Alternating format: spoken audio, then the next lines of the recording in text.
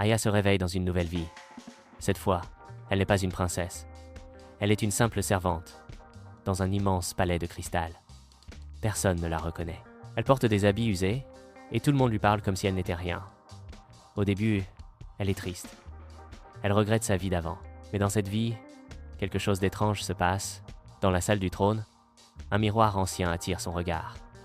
Personne n'a le droit de s'en approcher. On dit que ce miroir peut voir l'âme des gens, et qui dit la vérité que même les rois veulent cacher. Un jour, alors qu'Aya nettoie la salle en cachette, elle regarde dans le miroir. Elle voit elle-même, mais différente, plus grande, plus forte, plus sûre d'elle. Puis elle entend une voix. « Tu es bien plus que ce que tu crois. » Mais un conseiller la surprend. Il l'accuse d'avoir tenté de voler un secret royal. Aya est jetée dans les cachots. Là, elle rencontre un vieil homme aveugle qui lui dit « Ce miroir ne ment jamais. Il révèle ta vraie destinée. » Aya comprend que cette vie n'est pas un hasard.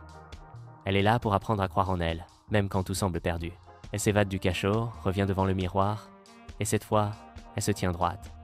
Elle dit à voix haute « Je suis Aya, et je suis prête à vivre ma destinée. » Soudain, la lumière du miroir l'enveloppe, et elle disparaît. Une nouvelle vie l'attend. Conflit de l'épisode, Aya est rejetée, accusée à tort, et doit affronter l'injustice. Leçon de vie. Ta valeur ne dépend pas de ce que les autres voient, mais de ce que tu crois en toi.